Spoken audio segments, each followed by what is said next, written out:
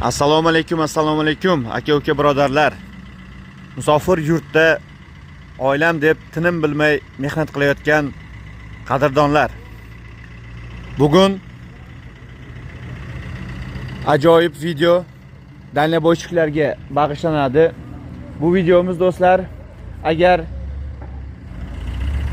konteyner bilan yoki ref yoki bo'lmasam tent bilan bu yerga keladigan bo'lsalaringiz, men bu yerga avtobus bilan keldim. Mashina yuklash uchun do'stlar, 4 ta busk yuklash uchun.